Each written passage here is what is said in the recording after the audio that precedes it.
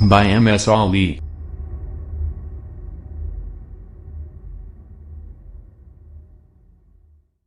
Good noon, good afternoon and good evening all my dear friends. मैं मिसली from Saran Bihar and you are watching मेरे colony classes.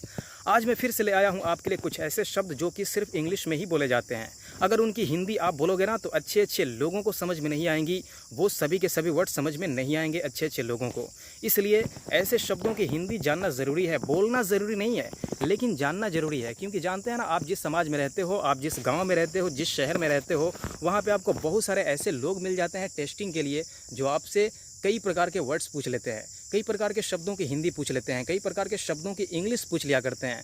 तो ऐसे लोगों से बचने के लिए और कुछ डिफरेंट जानकारी रखने के लिए आपको ऐसे शब्दों की जानकारी होना बहुत ही ज़रूरी है, जो कि मैं आपके लिए ले आया हूँ। आज कुछ ऐसे शब्दों की हम बात करेंगे जिन्हें सिर्फ इंग्लिश में ही बोला जाता है, हिंदी में अगर बोलें तो हाईली एजुकेटेड पर्सन को भी समझ में नहीं आएगा। सबसे पहला हमारा वर्ड है वो है डिवोर्स। डिवोर्स को हिंदी में क्या कहते हैं? आप झट से कहोगे तलाक कहते हैं। कौन सी बड़ी बात है, कौन सा आपने तीर मार दिया ये वर्ड बता करके? तो भाई मेरे, मैं आपको बताना चाहूँगा कि तलाक कोई हिंदी का वर्ड नहीं है, ये उर्दू का वर्ड है। तलाक को हम हिंदी में कहते हैं संबंध विच्छेद, यानी संबंध का टूट जाना। जो पहले से संबंध बना था, जो रिश्ता बना था, उसका बिखर जाना, उसका विच्छेद हो जाना, उसे हम संबंध विच्छेद कहते हैं। तलाक तो उर्दू का वर्ड है। तो डिवोर्स को हिंदी में कौन बोलता है कि उसका संबंध विच्छेद हो गया, या मैं तुमसे संबंध विच्छेद करना चाहता हूँ? ऐसा कौन कहता है? ऐसा कोई नहीं कहता है। सब लोग डिवोर्स कहते हैं या तलाक कहते हैं। तो जानकर अच्छा लगा ना कि डिवोर्स की हिंदी क्या होती है? संबंध विच्छेद होती है। अब दूसरे वर्ड की बात करें, फिल्म, जिसे हम अमेरिकन इंग्लिश में मूवी कहते हैं। कुछ लोग पिक्चर और सिनेमा भी बोलते हैं, लेकिन क्या आप जानते हो कि मूवी को, फिल्म को हिंदी में क्या कहते हैं? मूवी को हिंदी में चलचित्र कहा जाता है। फिल्म को हिंदी में चलचित्र कहा जाता है, यानी चलती हुई तस्वीर, चलती हुई चित्र को चलचित्र। क्योंकि आप जब फिल्म देखते हो तो उसमें जो तस्वीरें होती है वो घूम रही होती है, चल रही होती है, कभी ये कभी वो, कभी ऐसे कभी वैसा। तो इसीलिए इसकी हिंदी जो है वो चलचित्र दी गई है। अब नेक्स्ट वर्ड की बात करते हैं, तो नेक्स्ट वर्ड है हमारा डायलॉग। क्या आप जानते हो कि डायलॉग को हिंदी में क्या कहते हैं? डायलॉग को हिंदी में संवाद कहते हैं। क्या आपने कभी ये सुना है कि उस हीरो ने क्या संवाद बोला यार? है ना, वो बहुत अच्छे अच्छे संवाद बोला करते हैं। उसकी जितनी भी चलचित्र है ना, उसकी जितनी भी फिल्में हैं, उन सबों में बहुत अच्छे अच्छे संवाद हुआ करते हैं। इसलिए मैं तो उसी फिल्म, यानी मैं तो उसी हीरो की फिल्में देखा करूँगा। तो ऐसा कोई नहीं बोलता है संवाद, सब लोग डायलॉग ही कहते हैं, है ना? क्यों? क्योंकि इंग्लिश में ही इन शब्दों का प्रचलन है। अब नेक्स्ट वर्ड की बात करते हैं, तो हमारा नेक्स्ट वर्ड है प्रोफेसर। क्या आप जानते हो कि प्रोफेसर को हिंदी में क्या कहते हैं? प्रोफेसर को हिंदी में प्राध्यापक कहते हैं। प्रधान अध्यापक नहीं, प्राध्यापक। यानी कहने का मतलब है कि वो जो प्रधान अध्यापक है वो होता है हेड मास्टर, लेकिन ये है प्राध्यापक। प्रोफेसर को किसी को आपने कहते हुए सुना है कि ये मैथ्स के, है ना, प्राध्यापक है, ये इंग्लिश के प्राध्यापक है, ये गणित के प्राध्यापक है? ऐसा आपने नहीं सुना होगा। आपने सुना होगा सिर्फ प्रोफेसर। तो याद रखना कि प्रोफेसर को हिंदी में प्राध्यापक कहा जाता है।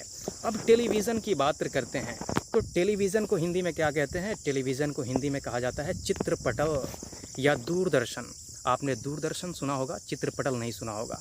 लेकिन सब लोग तो टेलीविज़न को टीवी कहते हैं, शॉर्ट में टीवी कहते हैं, लेकिन उसको जब फुल फॉर्म करते हैं तो वो हो जाता है टी से टेली और वी से विज़न, यानी टेलीविज़न, जिसको हिंदी में हम क्या कहते हैं?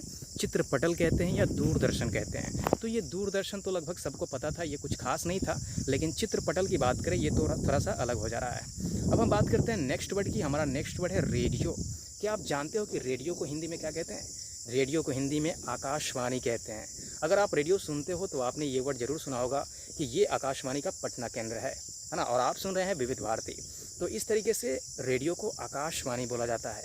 अगर आप कहोगे कि भाई मेरे को एक आकाशवाणी खरीदनी है, चलो एक शॉप पे, वहाँ पर मुझे एक आकाशवाणी लेनी है, तो कोई बंदा नहीं समझेगा कि आप आकाशवाणी किसको बोल रहे हो।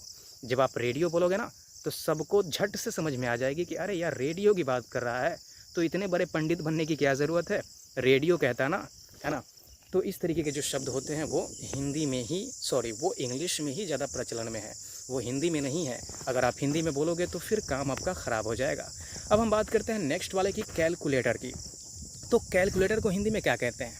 कैलकुलेटर को हिंदी में कहते हैं गणना यंत्र, यानी गिनती करने वाला यंत्र। जो गिनती करता हो उसे हम कैलकुलेटर कहते हैं। लेकिन कौन कहता है गणना यंत्र? भाई ज़रा गणना यंत्र लाना, थोड़ा सा हिसाब लगाना है। वो भी बंदा कन्फ्यूज हो जाएगा कि गणना यंत्र किसको बोल रहा है भाई। अरे यार क्या बोल रहा है तू, अरे यार कैलकुलेटर ला, तो ऐसे बोलना ये गणना यंत्र क्या बोल रहा है। हाँ, इतनी खाटी हिंदी और इतनी शुद्ध हिंदी बोलने की क्या ज़रूरत है। तो कोई भी कंफ्यूज हो सकता है। अब हम बात करते हैं लैपटॉप की। क्या आप जानते हो कि लैपटॉप को हिंदी में क्या कहते हैं? लैपटॉप को हिंदी में कहते हैं एक छोटा गणक। एक छोटा गणक कहने का मतलब है एक छोटा कोई ऐसा यंत्र जो गणना करने के काम आता हो। तो आप कहोगे कि यार कैलकुलेटर मतलब ही एक गणना करने वाला यंत्र, ये भी एक यंत्र। तो भाई मेरे ये जो भी डिवाइसेस हैं ये सब गणना करने के काम आते हैं, हिसाब किताब करने के काम आते हैं। एंड और भी इसके बहुत सारे यूजेस हैं और भी बहुत सारे इसके फंक्शन हैं, कार्य हैं। लेकिन वो बात अलग है, जो इसकी हिंदी है वो मैं आपको बता रहा हूँ, क्योंकि आपको ये परेशानी ना हो, आपसे कोई पूछ दे तो आप इनकी हिंदी अच्छे से बता पाओ, कोई आपको दिक्कत ना हो। तो इस तरीके से आपको और भी बहुत सारे वर्ड मैं अगली वीडियो में लेकर के आऊँगा। बस एक और बता देता हूँ आपको, लीवर। लीवर को हिंदी में क्या कहते हैं?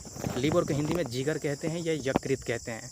लेकिन क्या आप जानते हो, नहीं, आप किसी के मुंह से ये सुने हो कि भाई उसका जिगर ख़राब हो गया है ना, उसका यकृत ना ख़राब हो गया है, वो अब ज़्यादा दिन तक नहीं जीने वाला है।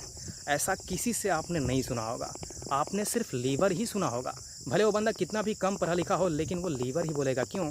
क्योंकि जिस समाज में वो रहता है ना, वहाँ के लोग इंग्लिश में ही बोलते हैं ऐसे शब्दों को।